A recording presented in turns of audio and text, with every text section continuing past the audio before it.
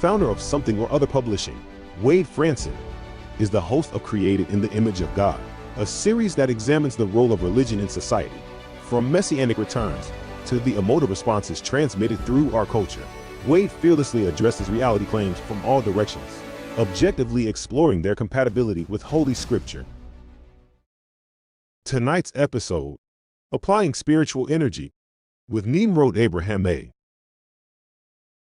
And good morning and good evening, depending on where you are when this is being recorded and this is being aired. I'm your host, Wade Franson, Created in the Image of God show, the role of religion in society. And we have a very, very special guest today. And we're pre-recording because it's afternoon for this guest. He comes to us from Israel. Welcome, Nimrod. How are you this afternoon? I'm great, thank you, and thank you for having me, Wade. And please share with the audience exactly where you're at in Israel.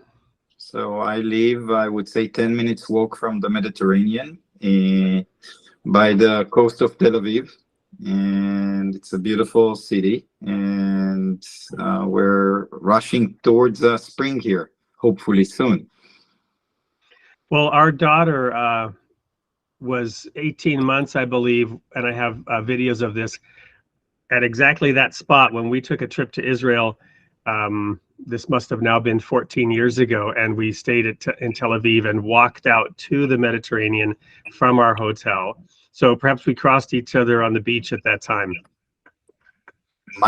Might happen. So for our guests, tell us a little bit, are you personally safe? Have you had any issues or challenges? Obviously some warnings, but how have these last few months been for you in Israel? Yeah, they've been very, I would say, tough and also dense from an emotional perspective. And because you know, everywhere you go, there's somebody who is either been affected through his second circles or first circles. I don't know if you know, but the military service in Israel is obligatory. So with that being said,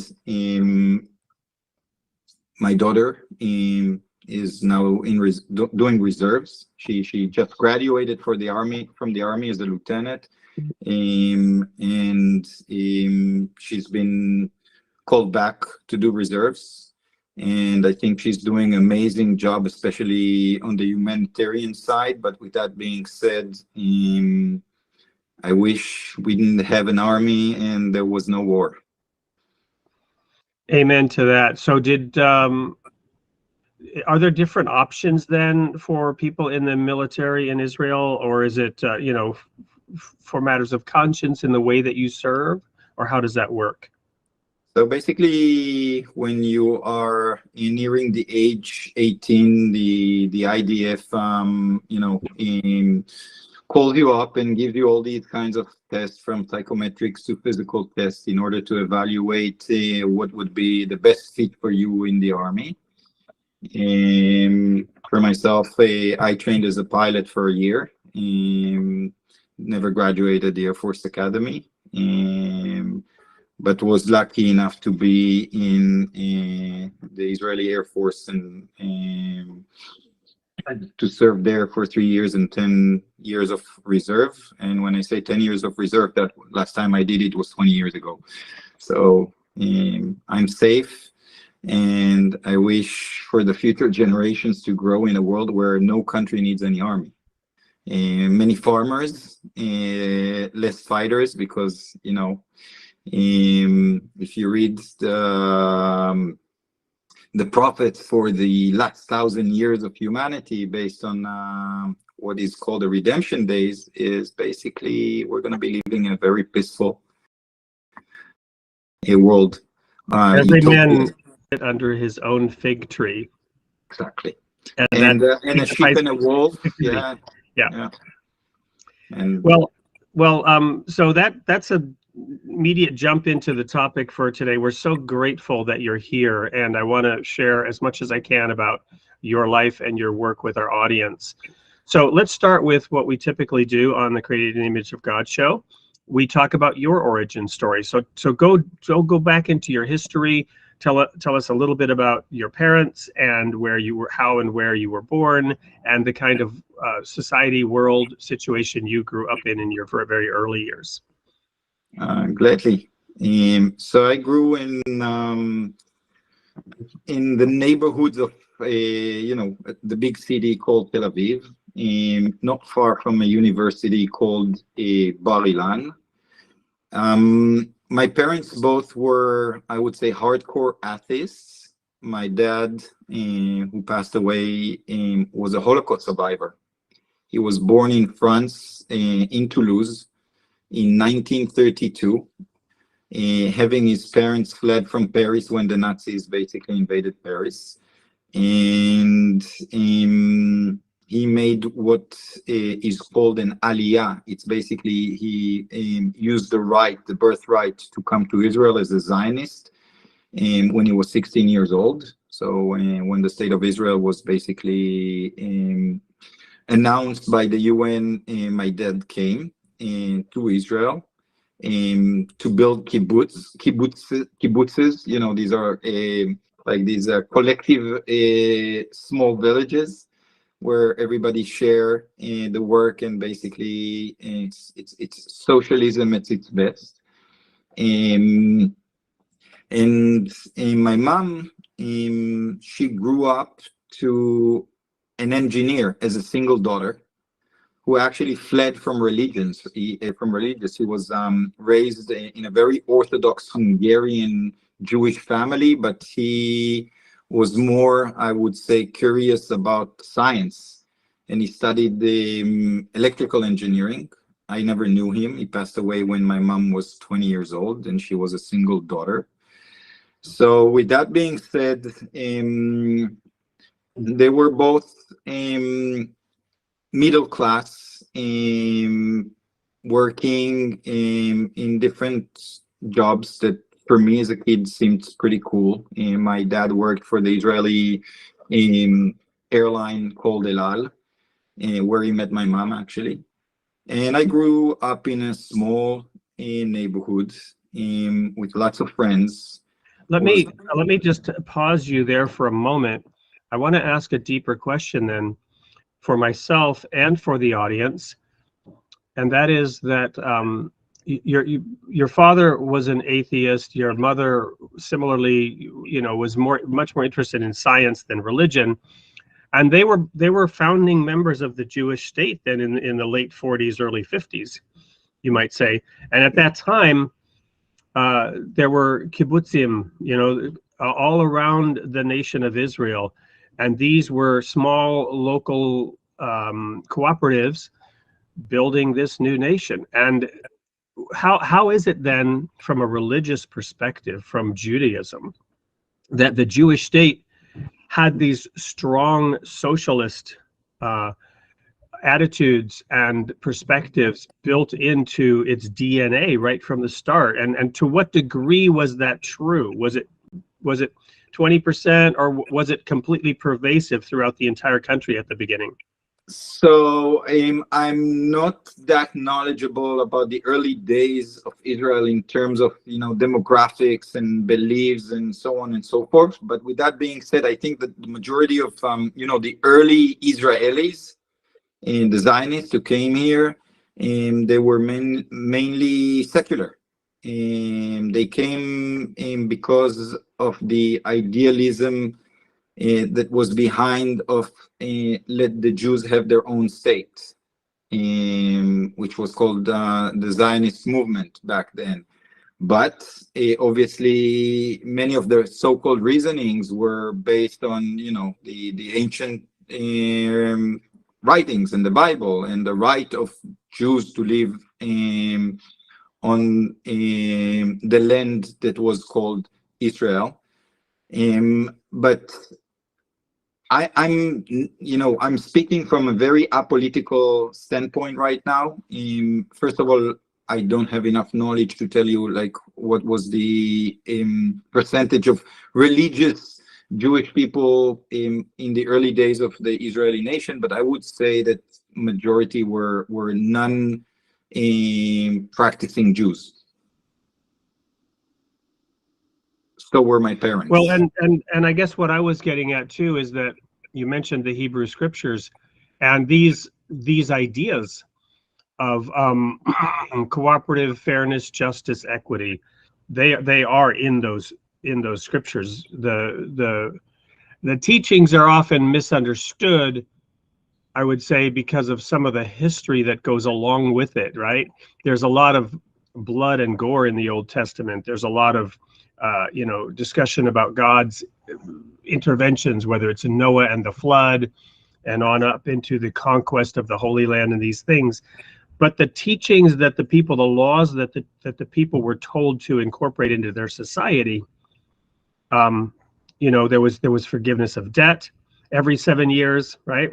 So that there was land ownership by the people, by all the families of the nation were vested in land ownership permanently throughout their generations, and this land was to return to the people every 50 years, so that even if a family fell into poverty for whatever reason and lost their land, it would be returned to that family in the year of Jubilee. And I think too, some may not know, I'm not familiar with history right at the moment. Wait, if I may, sure. That's going straight from elementary school to high school, and I think that one of the things that I realized over time is that many people didn't graduate elementary school. And you know what I call elementary school? The 10 Commandments. Yes.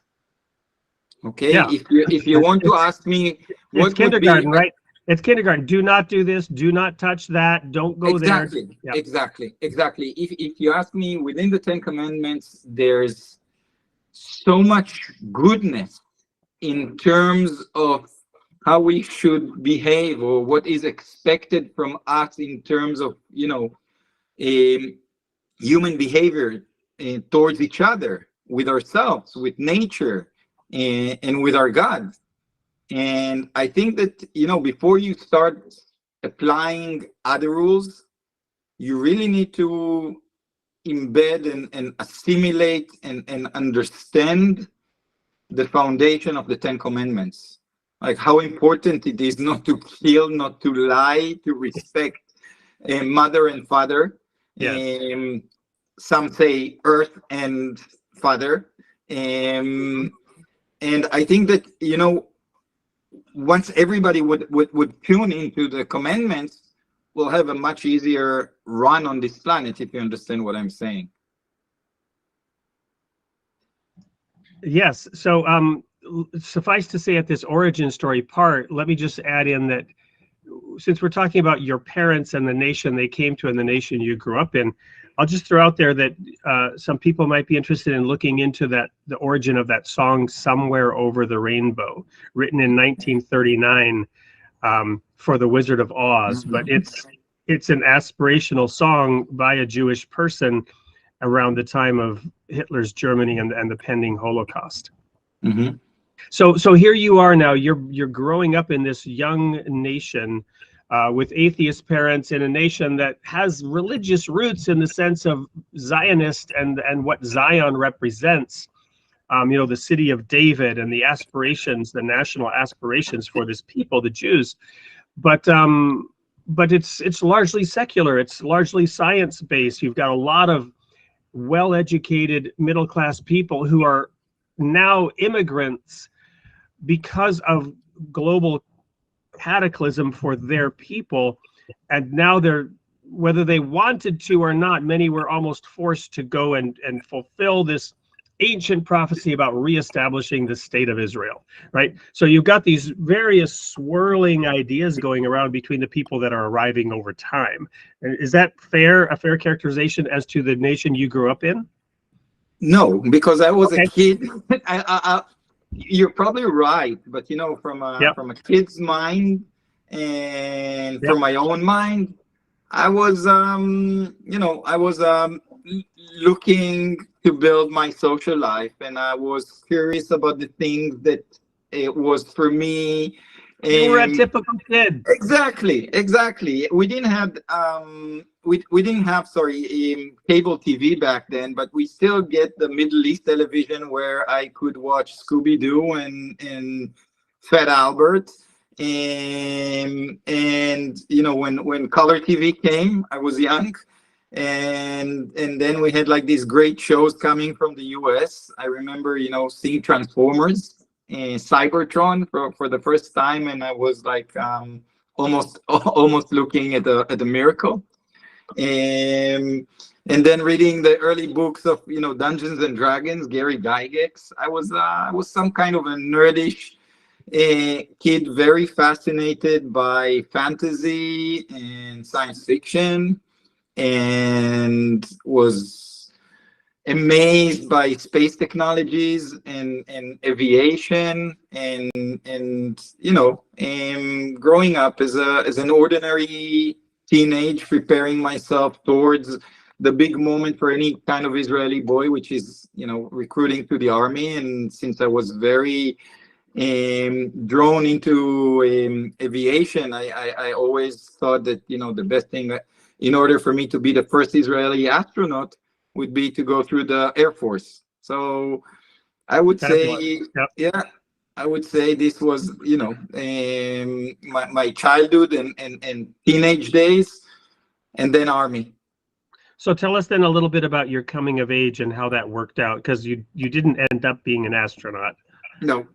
Well, maybe I am, but I'm more of a psychonaut now. I'm an astronaut of my consciousness. Well, I actually was selected to train as a pilot, but I guess I wasn't a great aviator, so I never graduated. But I stayed in the Air Force, and then went on a tour of the world right after graduation, after 3 years during my military service, thinking inside the box as an athlete on, okay, what do I need to do now that I've traveled the world? I finished my military service. University. So I signed up to study behavioral science and communication for 3 years. Never graduated. Was very bored by going into classes. It was always with an entrepreneurial kind of spirit.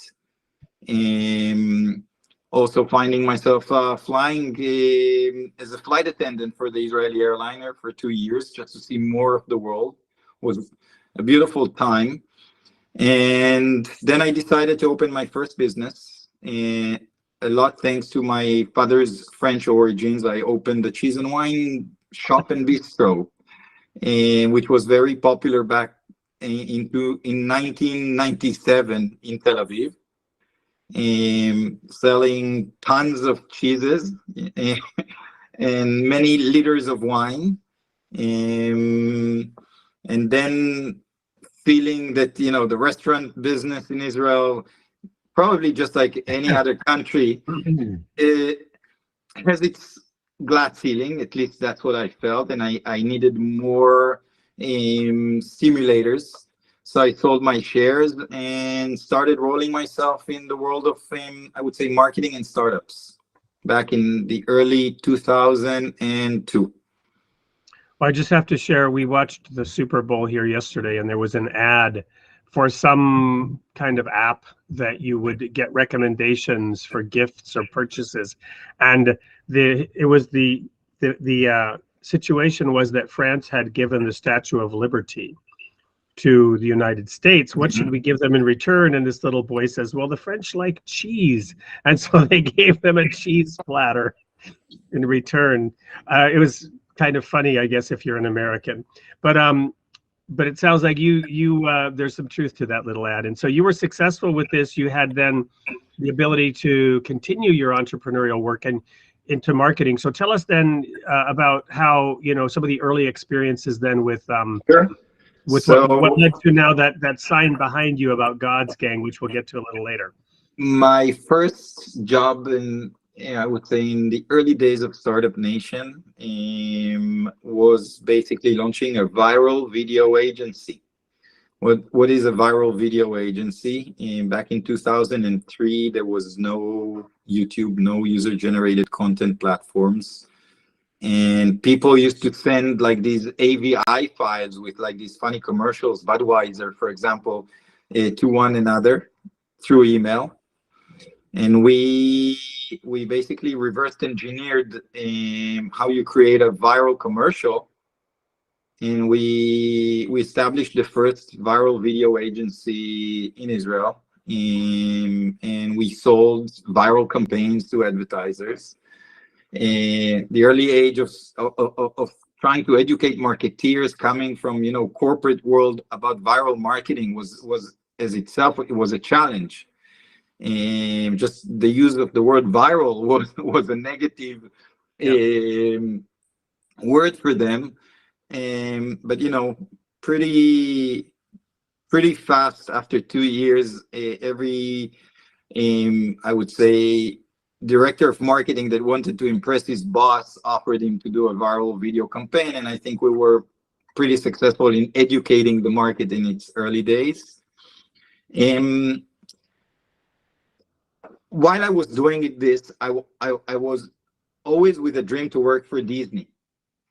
And there was a unique moment where an ex-Israeli sold his business, Fox Entertainment, to the Disney conglomerate, the Disney channels. And I'm talking about Chaim Saban and Fox Entertainment, Fox Kids in specific.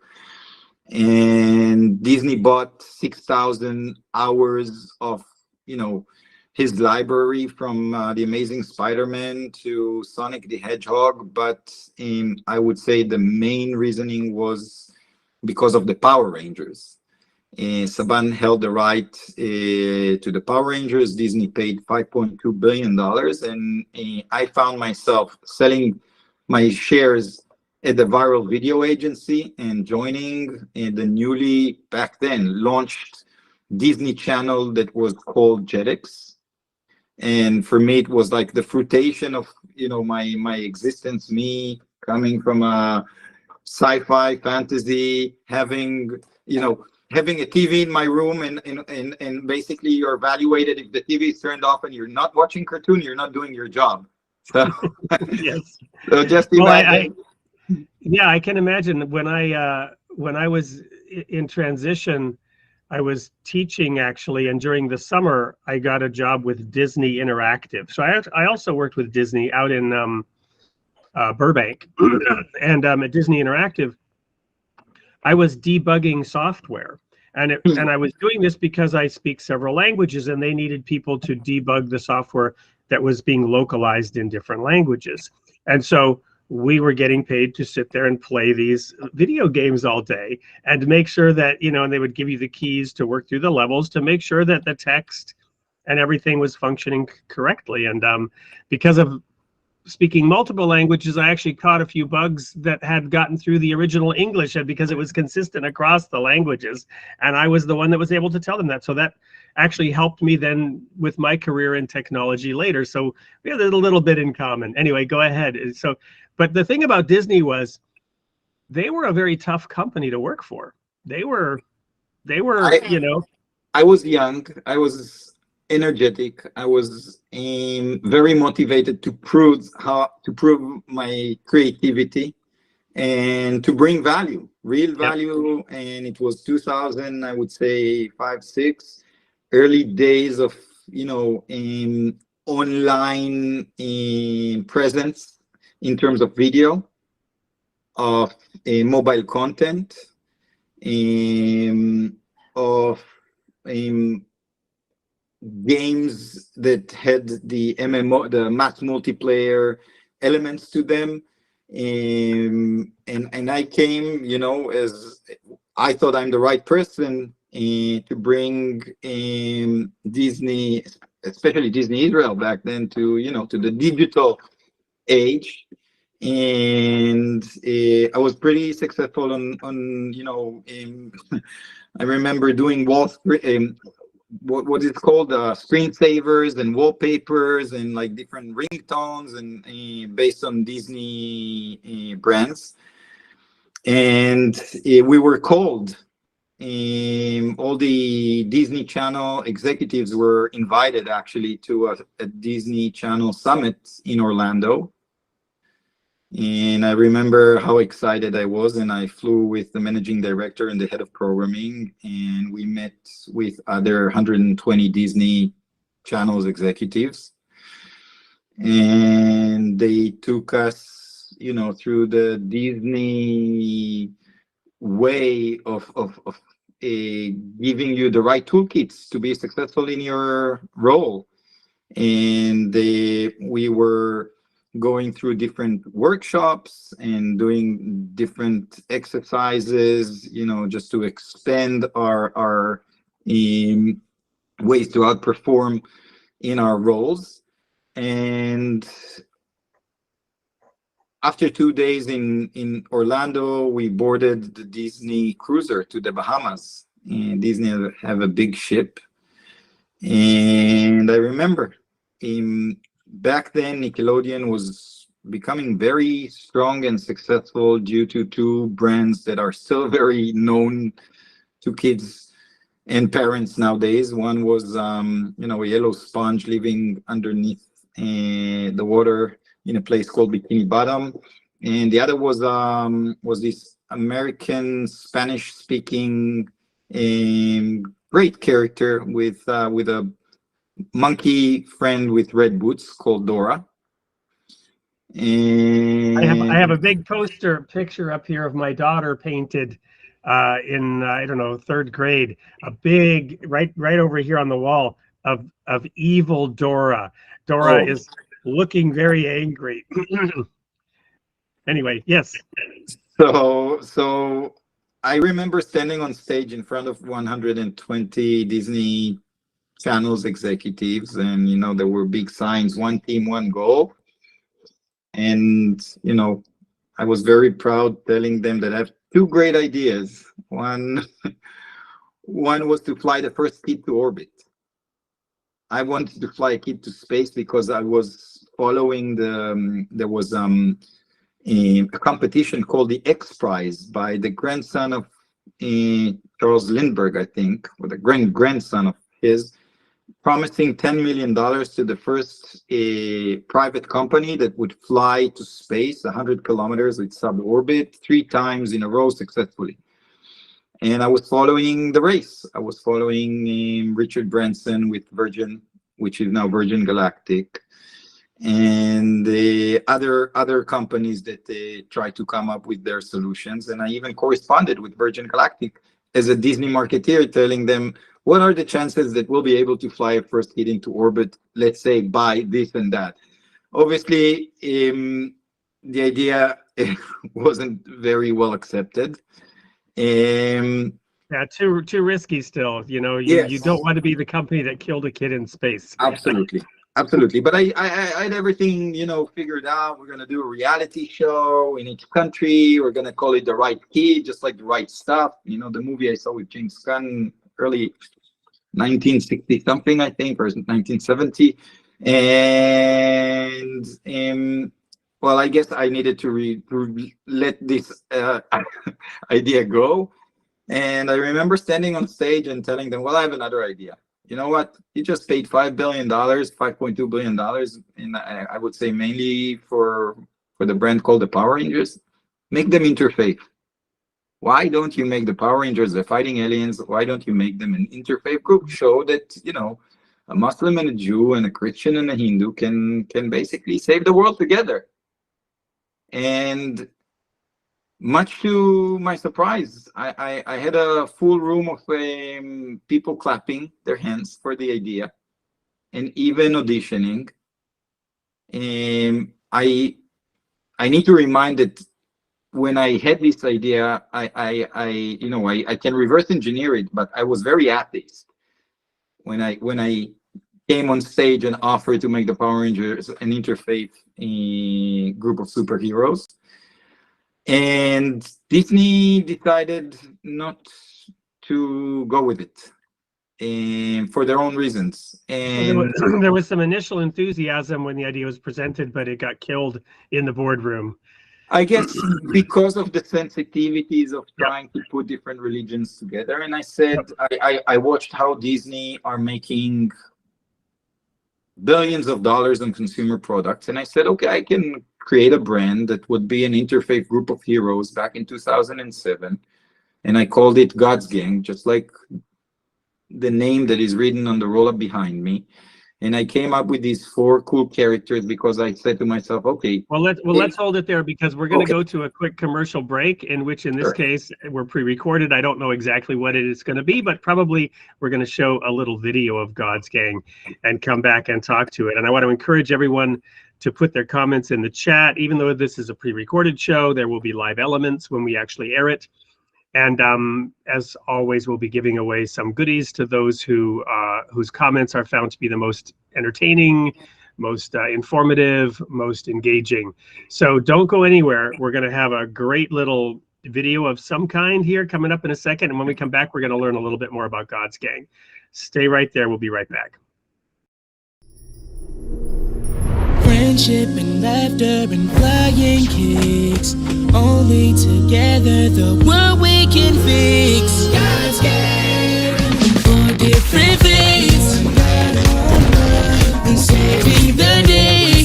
Love from above. We may not agree on when to pray, but when we join hands, help us on the way. Crisscross is kind but never weak. He'll blow you away with his other turn sheet. Ninja has the power to analyze 18 ways to stop the bad guy. Taekwon Hindu can hear the words of animals, insects, plants, and birds. Sumo Slim can spin a tail to capture our enemies without fail. Together we're better, we stand for each other. We're fighting for others, for now and forever.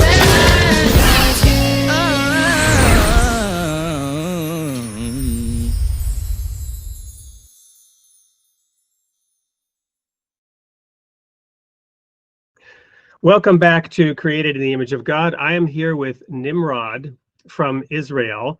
We'll talk about his name in a minute, but before the break, I had mentioned a painting that my daughter did, and I thought I would let everybody know. There she is, the famous, in the Franson household, Evil Dora. In case you're wondering, let me show you what we mean. I'm going to have nightmares, Wade. I'm gonna put garlic underneath my pillow. The kids in my daughter's class got a kick out of the fact that she seems to be smiling, but there's something evil about here. But now let's move over to the God's Gang. You had a little painting you showed me there a minute ago, or a mock-up of them. Let's talk about God's Gang. Let's talk about God's Gang. So telling Disney how great it would be to make the Power Rangers an interfaith group and not having Disney execute it basically made me go and work on the first God's Gang universe back in 2007, where I created, I took all the things that I liked to see on TV, and I tried to work on very large common denominators between many peoples. And so I knew, if I want to be successful, martial arts, and because everybody loves martial arts.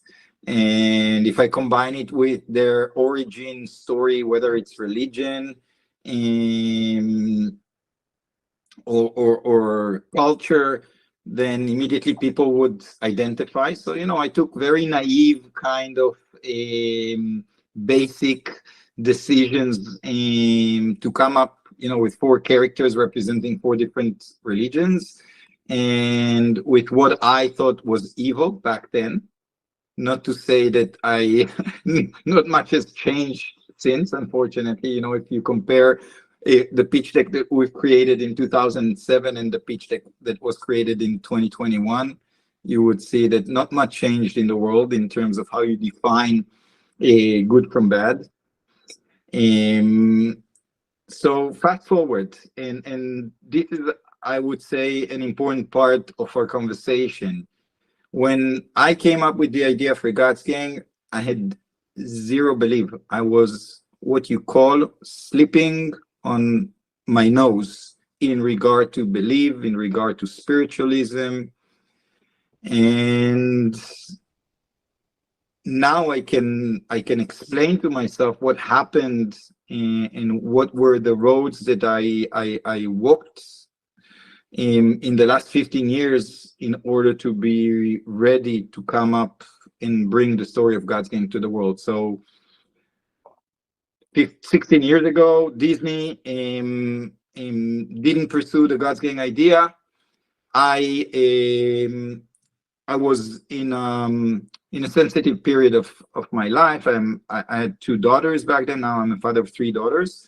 And I knew that my marriage is not going to be ending in a successful way. And I was offered to work for a publicly traded high-tech company, and I left the Disney channels. And I also got divorced. And 2 years. What was the timing of this? I mean, that's a lot that happened. What was the total time of all those things happening for you? 2008 was the year that I got divorced. So we're talking about 16 years ago. And you know what? Maybe the reason I ask 2006. The reason I ask is that, you know, there are these stress tests where they put life events that are stressful and, you know, they give them a value. And when you get a certain number of them, you're supposed to get very sick because the stress is so immense. It sounds like it was a very troubling, tough time for you to go through. Actually, I was very happy. When I wasn't happy in my marriage life. And basically breaking its attack, that was I didn't feel I was myself, put me in a happy place, in some kind of even vanity maybe. You know, I can do on my own and I'm a free guy, but the universe has its way to teach us. And 2 years after I got divorced, the sun wasn't shining that bright for me, and I wasn't doing things that made me happy in terms of my career. I wasn't in a financial good place where I thought I would be, and even more, the building that I was living in was on fire, and I basically managed to be okay with having my entire apartment on the 3rd floor filling with smoke, being evacuated to the hospital. You know, you read in the paper when there's a fire about these who were inhaling smoke. So I basically inhaled the smoke that came from the fire. And when I was released from the hospital, I told myself, or I don't know if it was myself telling myself, maybe my higher self, now I can explain it. Go do something which is out of my day-to-day thing. And there's a praying in Judaism to thank God when you undergo this life-threatening situation and you basically get your life back. So I remembered 2 amazing things. One, that almost 300 meters, I don't, in feet, it's 500 feet away from my house, there was a synagogue, and a very modern synagogue, like it's called Reformic. And behind the curtain, there was a Torah book that was written by none other than my grandfather from my mom's side. Wow. Yeah, Goldstein. He was what you call in Judaism Sofer Stam. He was writing with his own hands Torah books. And I remember going to the rabbi there and telling him that I had a life-threatening situation and I want to say thank you. And I want to say thank you on the Torah book that was written by my grandfather, Goldstein. And he said, yeah, sure, come like Tuesday afternoon, bring friends, we'll take the book out, and you would say the blessings, the prayers, which is exactly what I did. And it was a very, I would say, exciting experience. Like I felt something that I didn't feel before. And it got even weirder. 2 hours after I gave the blessing and prayed, I got a phone call from my cousin, who for me is my dentist, Jordan Goldstein, telling me we must meet. Okay, well, I said I'm okay. I don't remember I have an appointment. He said, no, we must meet. Jordan, what's going on? And then he tells me a parallel story, which was for me in my awakening day, the day that my eyes were open. He told me that his father, who just passed away, Aryeh Goldstein, and him went to look for the grave, for the tombstone of the grandfather that was the Sofer Stam. And obviously, me as an atheist, and they knew my mom, she couldn't care less about religion, and she was even antagonized by, Judaism and the way that religion was practiced in Israel. They didn't even think of calling us to tell us, hey, we've been looking for the grave, and we, 3 days before the fire in the building, they made a list of who they're going to be sharing it with. Obviously, we were not on that list. And then Jordan tells me, you won't believe it. Sunday morning, we go to Jerusalem, to Mount Olive, to find the grave, and to learn that was the day that he passed away, which is basically the day of the fire. And then Jordan tells me I had a very strong urge to go and see what's going on with the Torah book. And he tells me I go to the synagogue on Tuesday, and I go to the rabbi, and I ask the rabbi to take the book out, take the Torah book out. And the rabbi looks at me like I'm crazy, and he asks me, that's the Jordan side of the story. And he tells me, well, the book is out. Your cousin was here, and he took it out. I didn't have a chance to bring him back. And he said, what? Amazing. What are you talking about? And the My rabbi atheist cousin, you're crazy. Yes, exactly. And then he told me some more stuff, which I will not share, that, he speaks. Well, I have to say, what comes to my mind is there's a story in the Old Testament where the book of the law had been lost.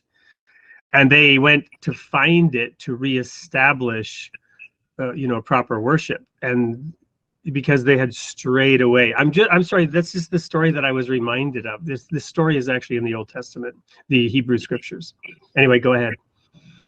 So, you follow science and you follow your beliefs for 36 years back then. And then you have this event in your lifetime where you have basically a very binary approach to it. Coincidence or no coincidence? Well, and I'll share my perspective on this, and that is that this story that you're telling is not for me to believe or any of our other listeners to believe. It won't convince the skeptic, and that's not the point of it. That story is for you. I mean, Absolutely. you're sharing it, and we want to share it, but you're telling your story. It doesn't matter if 6 billion other people say that's just coincidence. Does not matter at all. You know the truth for you. Absolutely agree with you. So just imagine I'm not in the best time of my life. I had this event happening to me in a very short period of time. Fire, hospital, going to give the blessing and the prayer, cousin calling me, and I felt like somebody came with a gong behind me and went like the vibration, basically. And I decided to act. I had an inner force inside of me telling me, you need to learn more, you need to know more, you need to know more, you need to know more. It's not a coincidence. And it hit me, and it registered. You became a seeker at that moment. Yes, I became a seeker. And with that being said, well, I say with that being said a lot. Sorry about that. The closest place for me to look for was Judaism. And obviously, I live in the land of the Israelis and the Jews. And a crazy thing happened to me. Like I was, speaking with religious people and trying to learn more, and good things started to happen in my life, like putting my career back, on track, startups, venture capital. And then one day, a rabbi walks into my office, a young guy, telling me, you are a young Jewish leader. We need to teach you Judaism. And I said to myself, I'm not that young. I don't see myself as a leader, but I do want to study Judaism. And he was a part of an organization called Aish HaTorah, the Fire of the Torah. And we had weekly meetings where I started understanding more and more. I can't say I'm very knowledgeable about Judaism. It's a very, I would say, expanded toolkit to practice a relationship with the Creator. But I started understanding more and more, and I found beautiful things within Judaism, but I also found things that weren't enough. I needed to learn more. Like, I needed to understand origin stories and different meanings about different stories within the Bible. And I went on this spiritual journey in trying to understand who was Enoch, Hanoch, whose name now you cannot say by Jewish people, the Meta and the Tetron. And the Tetragrammaton, right? Yes. The YHWH. Yeah, and then I'm fascinated by sacred geometry, so the Merkaba, which is the multidimensional representation of what is called the Star of David, and the Sumerian script, and Zohar was the Zohar, the Kabbalah, the metaphysical aspects of Judaism and creation was very I was very curious to know more. I had a real thirst for understanding who I am, why I am, how I can better with myself, how I can better with my surrounding. And I found many of the answers, I would say, within the spiritual realms. Even taking it, to higher places like molecules, like, studying what's the effect of psilocybin on my consciousness, or what is considered to be the spirit molecule called dimethyltryptamine, DMT. And I never did ayahuasca, but I've spoken and saw many people who did. And I also needed, to mitigate these very abstract ideas, some of the abstract ideas or some of the profound ideas with science. So if you have physics, then you have metaphysics. And I would say that in between them, you have quantum mechanics. The beautiful realm of quantum physics and quantum entanglement, which can explain many things that are coming from, I would say, spiritual studies and religious studies.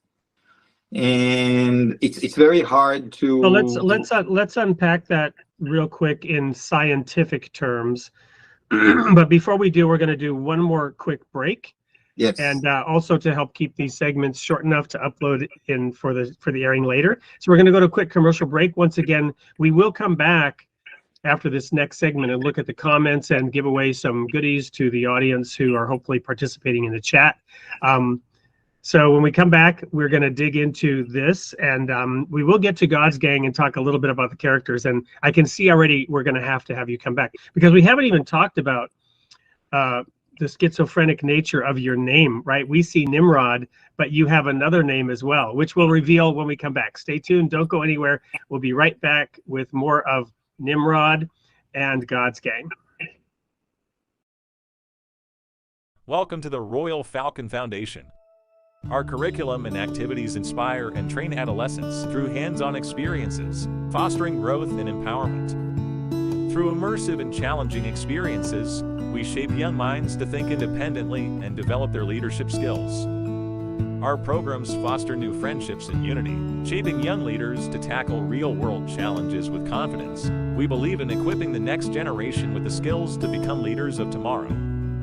Join us at the Royal Falcon Foundation and be part of a journey that empowers, unites, and inspires. Visit our website and embrace a world of possibilities today. RoyalFalconFoundation.com. Welcome back to the Created in the Image of God show. Right before the break, we were hearing from our guest about physics, metaphysics, quantum mechanics. And so I wanted to just make this accessible immediately in terms of the physical world, and the fact that we are all kind of some kind of weird hologram or illusion, because we're actually energy. Unpack that for us. I know we talked about that in the pre-show meeting. So I would try to explaining creation and creator and divinity requires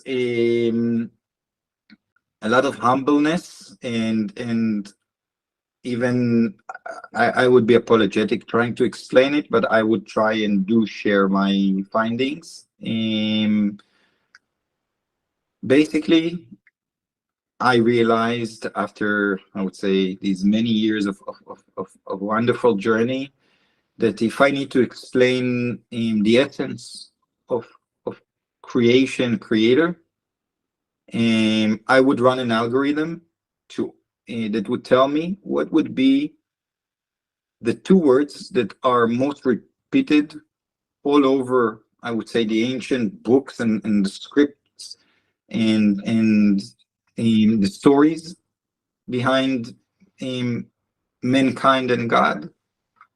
And it all comes down, I call them pillars. It all comes down to two pillars, which are very even simple to understand. The first pillar is the oneness. We all come from the same source, and we experience separation. We experience an egoic consciousness separation and forgetness. We forget our higher self to be a part of this holographic quantum universe. So one, and the one you can find everywhere. In Hebrew you say had, in Arabic you say wahad. The one, the law of one. We all separated, even in the Big Bang or in the first sentence of the Bible at the beginning, we all came from a one. Now, when you apply science to it, still the universe has been figured out by many scientists. The laws of, I would say, the universe by mankind can be defined by time, which is man-made, the form of matter by energy, which is the Einstein, energy equals mass times the speed of light square. So you can basically explain mass by energy. Gravitational waves, where you see the galaxies basically in the stars, getting into order. And quantum fluctuations, which are very prominent, in the existence of the universe, and the quantum entanglement. So basically, science cannot explain what is 95% of the universe that we live in, dark energy and dark matter, right? Only 5% can be somehow explained, and that's matter. But matter is energy and vibration, and when you study molecules and you go into the atoms and the subatoms and the godly particles that been found in Switzerland, then you understand that basically the matter that you're currently examining is made out of 99.9999999% empty space, which is why you said hologram. I would say holographic. So with that being said, it's energy, a unified field where we cannot feel it, though we can tap into it somehow. And when you try to understand how a machine, how an entanglement, how a collective would work best, you understand that you need to run some kind of current, some kind of energy into the energy. And excuse me for being cliched. I just shared with my friends today how the energy of love can be measured compared to the energy of hate. So to give a more simple question, the pillars for me are one, and that's why love is a must. Well, let me share one of my own little coincidences. You shared the one where you and your cousin came to the same synagogue for the same scroll. I had written 2 books, my first 2 books, The People of the Sign, and the second one called The Hardness of the Heart. And I was having a writer's block completing this trilogy. And somehow I got it into my head that in order to break this writer's block, I would have to travel to Tibet and seek an audience for the Dalai Lama. Now, this is really strange because I had never given much credence, but it had to do with my own ideas about, I've traveled around the world from east to west. I lived in Alaska. I've been to South Africa. I'd been to the lowest point, the Dead Sea, and now I needed to get to the highest point. These were various coordinates that I felt I had to reach, and Tibet being symbolic of the highest point, right? And so I was and I had that young daughter, this new baby, and a wife, and it's like, to think that I would now go on this trip to Tibet was crazy, insane. But I somehow knew this had to happen. There's a point to this, so just stick with it. So I started putting that out there into the universe, and lo and behold, the Dalai Lama came to me because I lived in Madison, Wisconsin, and the University of Madison, Wisconsin was doing studies with the Dalai Lama on brainwave energy. They were literally having him come to Madison to pray and meditate and study his brainwaves. So I then got to go and meet virtually, I mean in real life, but I didn't personally talk to him, but I went to hear him speak. And so he spoke to me live from the stage, and he answered certain questions that I had based on what he chose to talk about. And then I was able to write that 3rd volume. But it's interesting, they were studying his brain waves and his mental energy when he was entering into these states of meditation. I just thought I'd throw that out there. It's a great story. So you're talking about the love and hate and the different, energy and vibrations. I only talk about love. Basically, the foundation of our Creator is, it's a one, which is all love. And in order to expand based on my Kabbalah studies, in order to continue the infinite expansion. So would you then agree that these universes and basically learn more? Would you then agree that, for example, there is the position that darkness does not really exist? It is the absence of light. Mhm. Hate, in that sense, does hate not exist? It's the absence of love. Mhm. Absolutely. We live in a that one thing that basically I would say define the world that we live in is the duality. It's when you go, it's a game of dimensions, and this is where I don't want to go too deep into the understandings of my studies, but basically we are in a matrix, in a 3D holographic quantum universe, experiencing our life lessons, thinking you're Wade and I'm Nimrod, and we project each other. Well, and by the way, let me digress. I promised the audience Nimrod is one of your names. Yes. So tell the story, because some of my audience knows who Nimrod was. He was the evil founder of the city of Bab-El, the gate of God, and he was the builder of the tower to heaven, which God came down and said, this is confusion, and confused the languages. And so he is an anti-hero, right? Or a villain even. Yeah. I grew up, my mom so-called thought it's a cool name for many like these young Israelis to be called Nimrod, because he was a hero. He started as a hero. He was a biblical hero, and he was very favored by God. But when my mom was supposed to take me to this Jewish ceremony on the 8th day, where they take a Jewish boy and perform this surgery on one of his organs, the guy that was supposed to perform the surgery said to my mom, well, I'm not gonna cut Nimrod.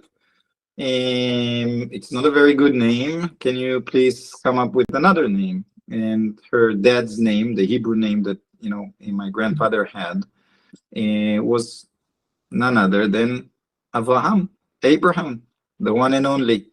So basically, I was raised and was given the name Nimrod, and then on the 8th day, I was joined with the name of Avraham.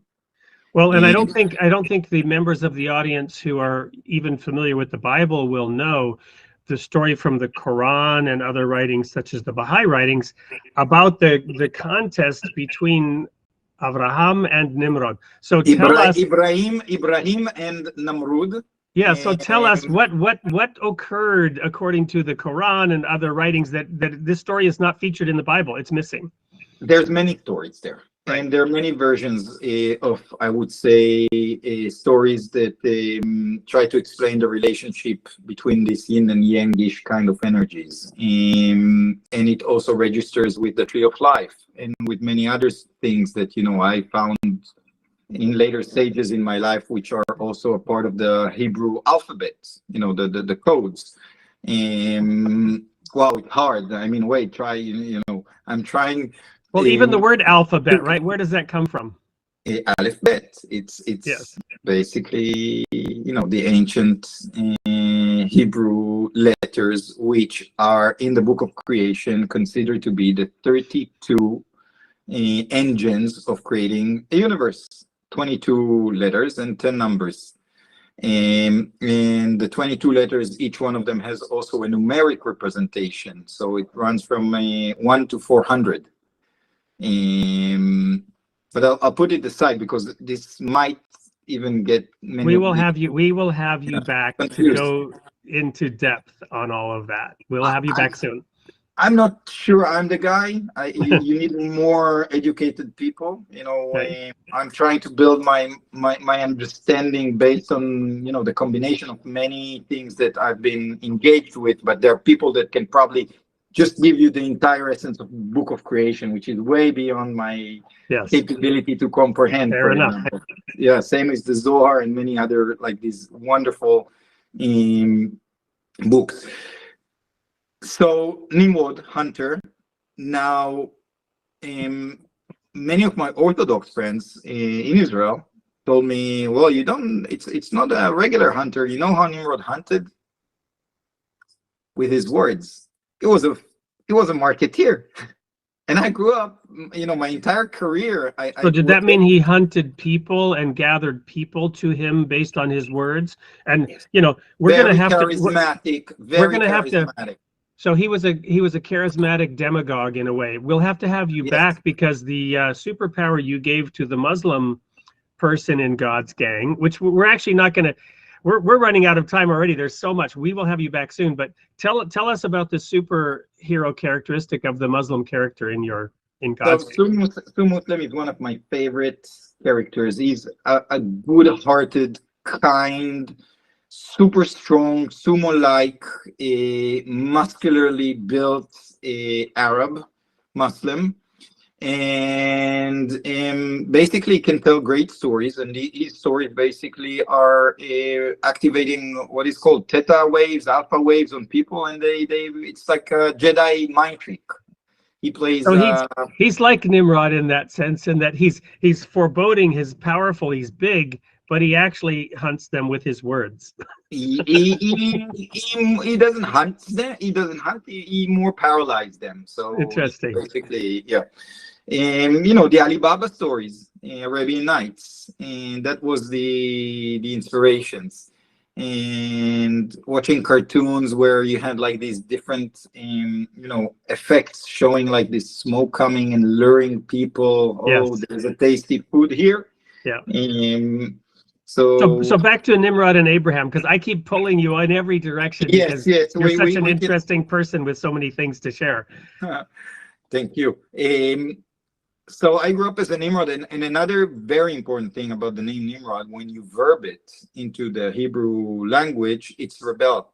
It's to rebel. Yes. And he was so-called brave, a good hunter, a good marketeer, very ego-driven, wanting to be very favored by gods. And this is where I'm gonna say things with some kind of, I would say, cautiousness, because it's an interpretation coming from reading the exterior books. But basically, Nimrod thought that the sky gods, the extraterrestrials, the Nephilim, are the creator. And he worshipped them. He basically worshipped many idols. And when you try to understand who were the idols that he worshipped back then, and trying to understand what was his argument with this dude called Avraham, then Avraham telling him, no, they're not the true creator. Nimrod, they're like these maybe ETs, fallen angels, you can give them any kind of name, but they're not the creator. We all come from the same creator, and they know that, and you worship them instead of worshiping the creator, the one. And Nimrod got angry with this Avraham dude, which was very kind, which was very, openly having people in his house and trying to promote kindness and good, and trying to promote a monotheistic belief, where Nimrod thought that, no, it's not a single God, it's many gods. And I even heard that they had a fight where Avram broke the statues. The idols. The idols that Nimrod had in his tent, castle, whatever. And Nimrod got so angry, he decided to throw Avram to the fire.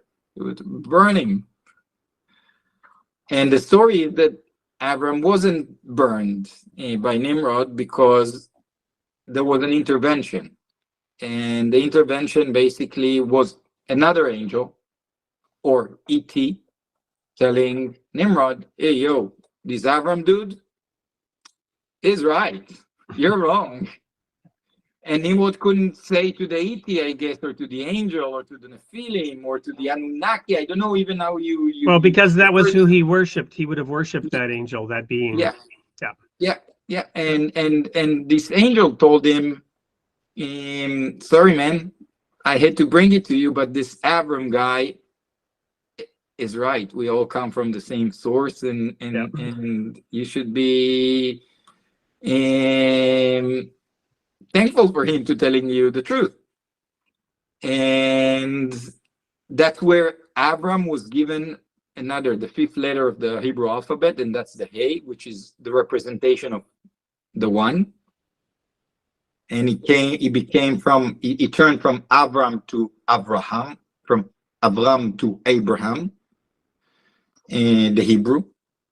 And there are rumors that say that towards the end of days, Nimrod and Abraham became friends.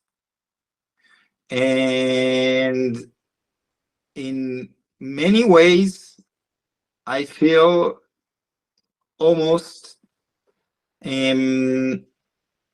that I'm replicating these stories based on, my very small, humble life. Like, I was a marketeer. I'm a good marketeer. I got awards, and I worked for brands that started as small companies and became big corporates, and I come up with the strategies, and I know how to tell an accurate story.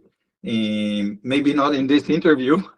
I apologize for this. Oh no, we have so much to talk about, and we will have you back to explore all of these different topics we're raising, because the role of, created in the image of God, the role of religion in society, that is a vast topic with so many facets, so many elements. And so we will have to wrap it up here for tonight's show. But please do continue, and then I'll find a point to. So fast forward to April 21, taking most of the things that I managed to realize about life, the universe, creation, and myself, and deciding, it was the tough days of COVID, and deciding that it's time for me to promote unity and peace and love and the Creator on this planet. Because it feels like end of days here. Yes. And we're rushing into this insane warish kind of situation where if I'm betting my life on this. If you ask 98% of the people on this planet if they want to have a war now, and is it religious wars are justified, or wars over resources is justified, I have a very good feeling they would tell you no. Of course.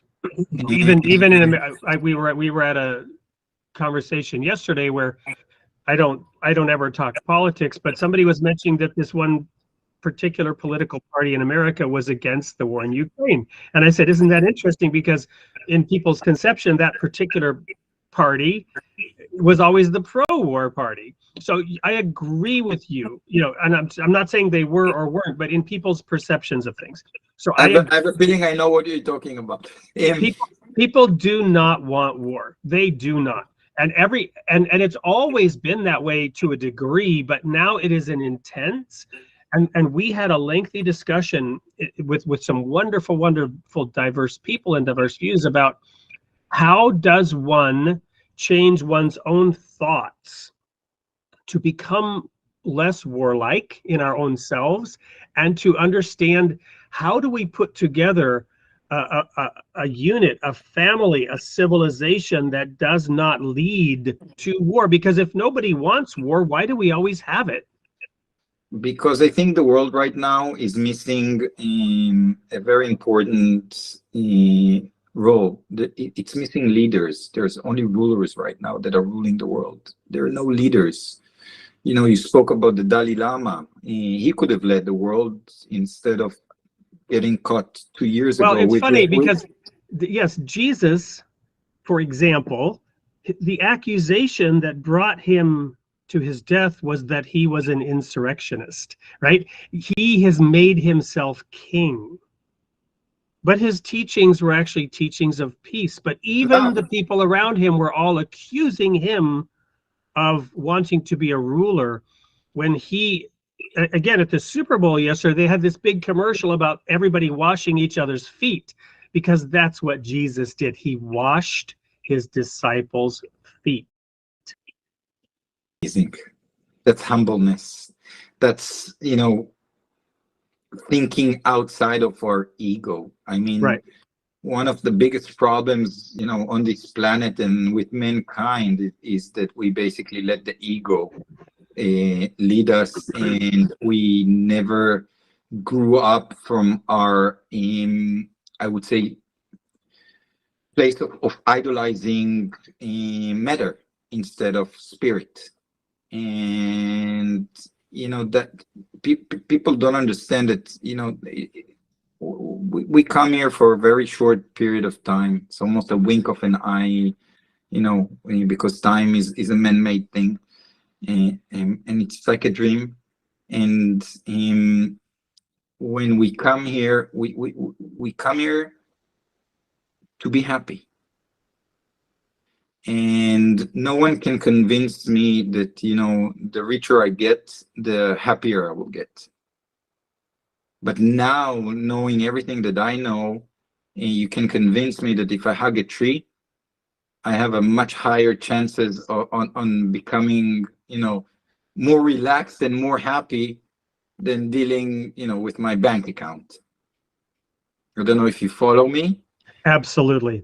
And, Absolutely. And again, to quote Jesus, we could also, I'm sure if I were more familiar with the Quran, quote that, or the Vedas from Hindu. But Jesus said it's easier for a camel to go through the eye of a needle than for a rich man to enter the kingdom of God.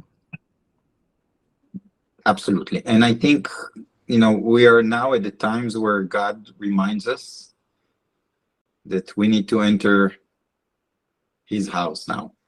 We need to raise our consciousness, and the practical way to do it is to apply the energy that I mentioned, which is called love. And I would say the impossible is to apply unconditional love, is to work on an egoless society. And it's almost undoable. And I like giving examples. Like, for example, it always comes back to the blue pill, red pill kind of situation, where, for example, you go with your car and you drive, and there are a lot of traffic jams, and then you have like this cocky young driver cutting you and almost doing an accident. Now, and you pull off, and you have like a very unique moment where the guy you cut is super angry and is gonna be very menacing to you. And our immediate reaction, the fight or flight, basically the surviving mechanism is, let's be reactionist with him. And immediately you come up with this violent, miserable situation where your life can change. But if you only remembered when this thing happened, to take the ego, throw it aside, knowing this was not personal. It's not a personal thing. You happen to be now in an awkward situation, and one of the people that is, ready for the fight would say, no, I'm not not only that I'm not fighting, I'm gonna go down, put my ego away, say sorry, ask him if he wants to hug, ask him if I can do something. You immediately create a magical moment. And this magical moment is a godly moment. And this is the time where we need to start applying different tools and different exercises to bring us into a more, I would say, collective understanding and us coming together. So that's, that's I would say that's the test. And it's so broken simply in a simple way on should I apply live now, or should I be my ego monkey and take my baseball bat? Yes. And I test it. Always magic. Well, Same with our kids. Same with yep, everything. we'll put a pin in it right there, because I think that's a beautiful way to conclude tonight's episode. And we will look for a time to have you back, because there are so many more questions I have. I have about 5 of them right now that I want to ask, but I'm going to have to wait, and our audience is going to have to wait. But I want to thank you for your time. I know you have, it's middle of the afternoon over there. You've taken time out of your 5 busy p.m., day. 7 minutes to 5 p.m. Yeah. It's Yeah. Okay. So here in the US, we say it's 5 o'clock somewhere, and you're proving that to be correct, right? Yes. Absolutely. But in any case, thank you so much for joining us on the Creating the Image of God show. And we didn't really even get into God's gang, and I have a bunch of questions about that. So we'll look for the soonest possible time to have you back on the show and continue this fascinating discussion. When we come back from this short commercial break, we'll spend just a couple more minutes making sure that our guests get an appropriate reward for having had what I assume will be fascinating comments in the chat about this wonderful discussion. Can I offer some rewards as well? Yes, absolutely. Please. We have a shop. You're more than welcome to go, but we have great t-shirts and notebooks and even baseball hats. So if you want to give your audience some God's Gang goodies, we will be giving away some God's Gang swag for our audience. So thank you so much for that generosity. And our sponsor will also, contribute to that by purchasing those items from your shop and giving them away. So when we return, we'll also announce next week's show and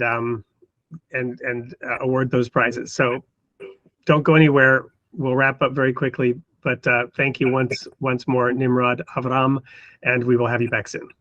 Thank you. One of America's greatest literary treasures, Mark Twain, once said, "I apologize for such a long letter. I didn't have time to write a short one." Get ready for a literary journey that's as rich and diverse as the flavors in a fine wine. Introducing 25 Servings of Soup, a literary tasting of established and rising talent. These stories aren't just enjoyable on the surface. Each one carries a special note, a subtle exploration of social issues, a celebration of diverse characters, and a spotlight on the challenges faced by those different from us. As you turn the pages, you'll find not just entertainment, but a profound invitation. An invitation to understand, respect, love, and empathize with others better. Dive into 25 Servings of Soup, literary journeys into life, meaning, and love. Because great stories are meant to be savored, shared, and remembered. Grab your copy today.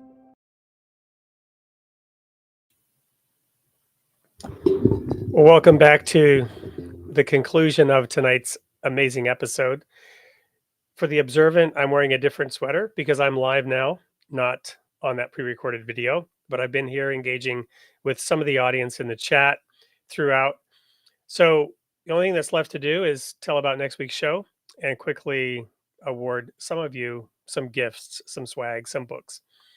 So next week, we will have Stephen Mashat on the show.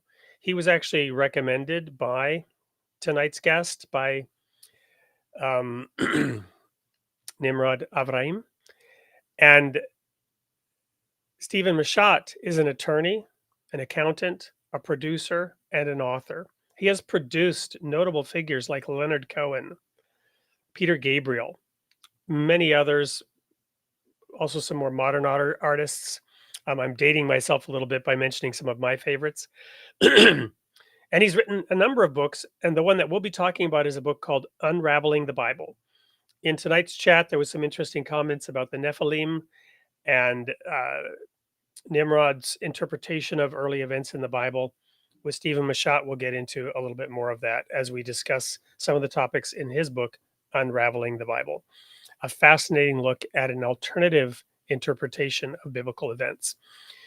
So we hope you'll tune in, same time, same place, 8 p.m. Central Time, Tuesday night, created in the image of God every Tuesday at this time and place.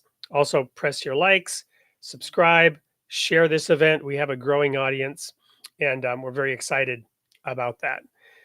So there are a number of people who had great comments and I shared some of them as we were going along. We had the one about naming the two pillars, which I was well. Let's start with Kevin Randall, who called out Yip Harburg, who was the lyricist of the somewhere over the rainbow, and it was Harold Arlen who did the melody. But kudos to Kevin, who then also, I believe, later came out with the names of the two pillars, Boaz and Yachin, depending on how you pronounce it, from the Old Testament. So definitely a prize winner there. We had a number of great comments from Golden Rule, from Agape, and from The Word, from Fiscal Mistress, who called out the Nephilim, who are from those early books, those early chapters in the book of Genesis. The Word also wondering about that, and Agape. So interesting conversation about that. So any of you that I mentioned, please do. And also Crackers, who made a number of great comments, including how well crackers and soup go together. So send an email to info@soupllc.com. I'm putting it in the chat. And whether it's some swag from Nimrod's shop, whether it's a copy of 25 servings of soup, claim your free prize. And if you're in the US in particular, we can get that out to you. Depending on where you are in the world, it might be a little more difficult. We have a limited budget for our giveaways, and we can't eat that all up with international shipping.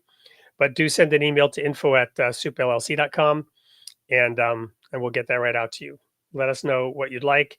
We will have Nimrod back. We will show more about God's Gang, but come in next week for Stephen Machat. And thank you for your loyalty and participation. Do spread the word. Until next Tuesday,